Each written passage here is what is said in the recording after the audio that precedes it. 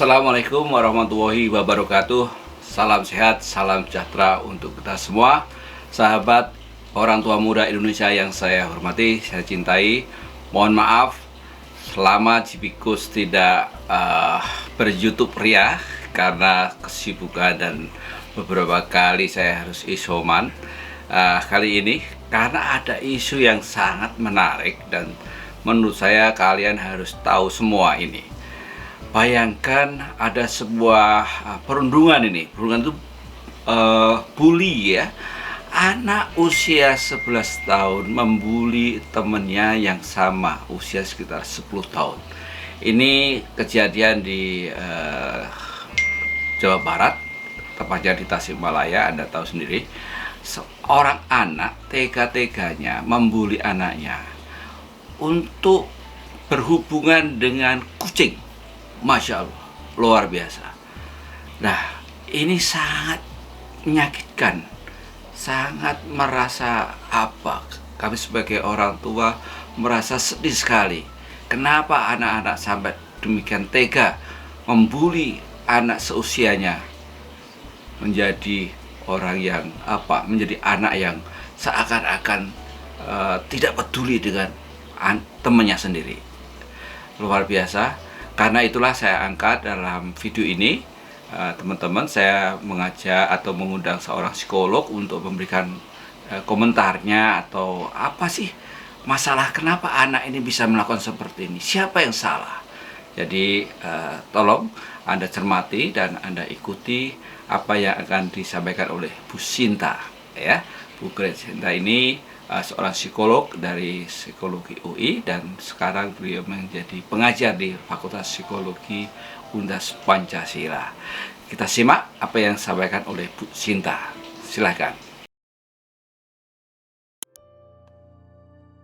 Baik, terima kasih Pak Kus. Dan di sini senior-senior saya semua ini ada Bu Dini, ada Pak Irwan, ada Bu Farida, semua senior-senior saya. Jadi sebenarnya saya tadi betul hanya menjadi pemantik begitu, tetapi ini meresahkan bagi kita semua karena ini kado ya di 23 Juli di mana kita seharusnya merayakan Hari Anak Nasional dengan sukacita, tetapi begitu banyak akhir-akhir ini begitu banyak berita-berita terutama terkait dengan kasus tindak kekerasan seksual yang muncul. Nah, memang dalam kasus ini ada dua hal begitu. Yang pertama adalah kasus perundungannya sendiri dan yang kedua memang kasus ini sebenarnya merupakan juga kasus tindak kekerasan seksual yang dilakukan oleh anak-anak. Dan selalu ketika kasusnya seperti ini konteksnya keduanya adalah korban sebenarnya begitu. Jadi pada kasus perundungan itu tidak ada korban dan tidak ada pelaku karena sebenarnya pada anak-anak keduanya ada korban. Jadi ada tiga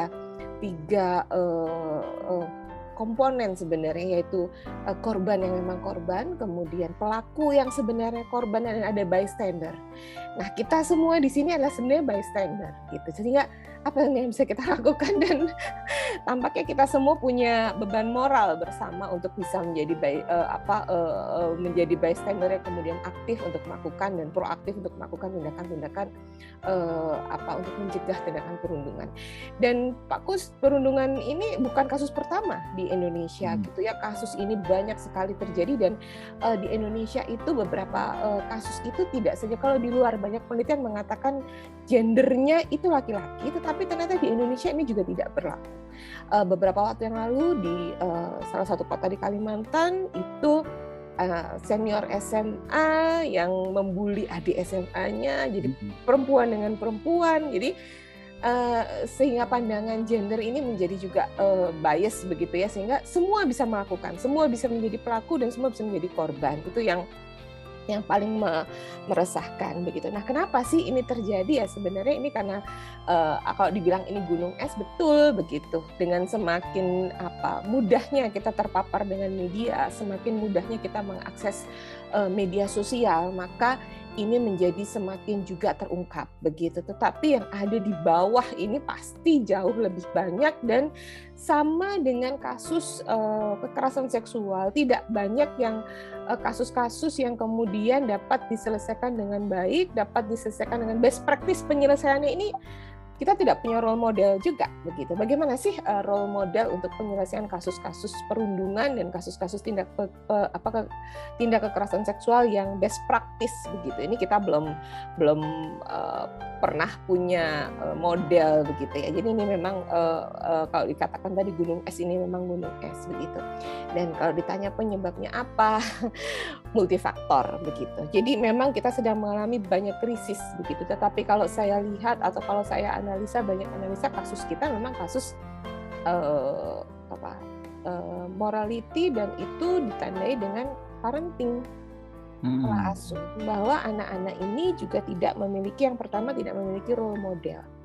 Nah, role model inilah yang sebenarnya tidak dimiliki anak di pintu-pintu rumah gitu, di dalam pintu-pintu rumah sendiri sebenarnya begitu. Jadi sebelum sampai ke media sosial, sebelum sampai mencontoh keluar dan sebagainya, role model di dalam keluarga ini sendiri yang mungkin perlu untuk kemudian kita lihat di balik pintu-pintu rumah, di balik pintu-pintu kamar, karena saya lupa tapi first pengalaman seksual pertama itu hampir 60% anak itu di rumah sendiri gitu.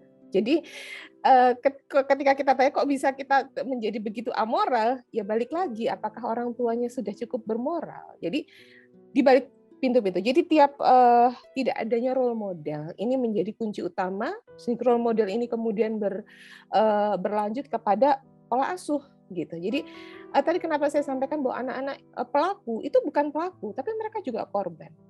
Bahwa mereka adalah korban pengasuhan dari orang tuanya yang sangat mungkin sangat dekat dengan kekerasan, sangat mungkin sangat dekat dengan pengabaian, sangat mungkin dekat dengan ketidakpahaman pola asuh yang akhirnya berdampak pada diri mereka masing-masing. Jadi sekali lagi mereka adalah korban juga begitu. Kemudian jelas mereka menjadi korban dari kekerasan itu sendiri, sehingga kemudian mereka melakukan tindakan-tindakan untuk juga melampiaskan kegiatan-kegiatan rasa-rasa itu, ditelantarkan dan ya paparan dari lingkungan. Nah, kita lihat di kasus ini begitu, bahwa pada lingkungan itu sendiri begitu, pendidikan seksual itu di kita ini kan sesuatu yang tabu ya.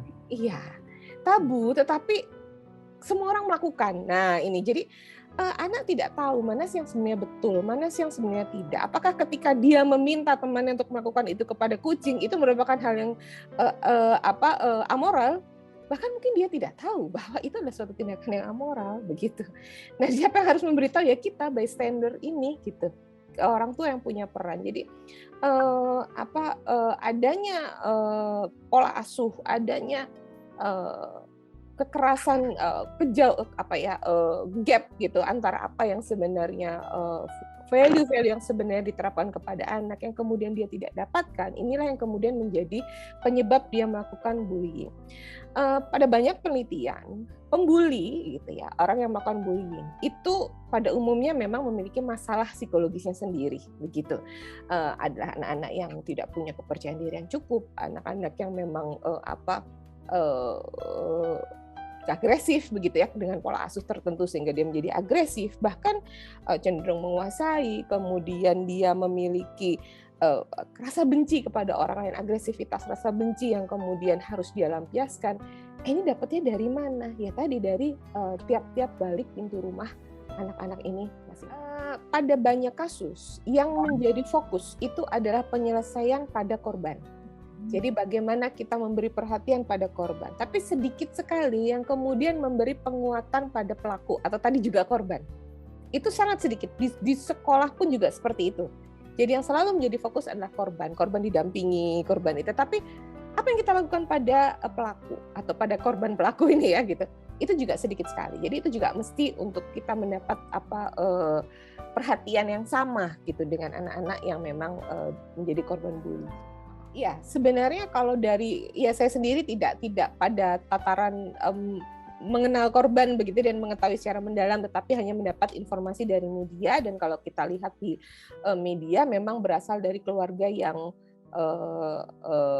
mohon maaf ada di bawah tingkatan sosial yang cukup di bawah begitu, dan tadi Selain pelaku, korban ini juga biasanya memiliki karakter tertentu, begitu ya. Jadi memang biasanya anak-anak yang menjadi korban bullying ini juga anak-anak yang dilihat bisa menjadi sasaran begitu. Dan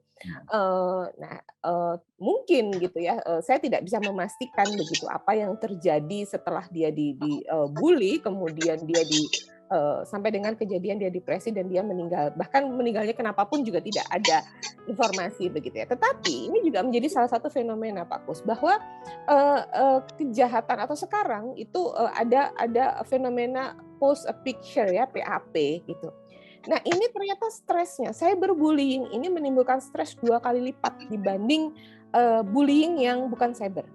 Karena cyberbullying ini bisa menimbulkan dampak yang multiply begitu ya. Ketika dia tidak tahu ketika video ini kemudian di-post gitu ya, ini akan sampai mana dan tidak ada kendali begitu. Sehingga ketakutannya itu jauh lebih mengancam daripada dia dibully tanpa di video ya, begitu, dan tidak disebarkan. Jejak digital ini bisa kemana-mana. Nah, ini juga banyak terjadi itu ya, fenomena post a picture ya, misalnya anak perempuan disuruh post a picture, dia nggak pakai kerudung aja gitu ya, coba dong buka kerudungmu, buka kancingnya dikit, kemudian dikirim, kemudian itu bisa menyebar kemana-mana dan itu menjadi ancaman. Ini juga banyak kasus seperti itu begitu. Jadi ketika ini ada dalam bentuk rekaman digital, nah ini memang memberikan dampak stres yang lebih berat dibanding ketika tidak didokumentasikan begitu. Nah, tetapi proses dia sampai meninggal dan sebagainya, saya tidak punya kewenangan untuk bisa menjelaskan begitu.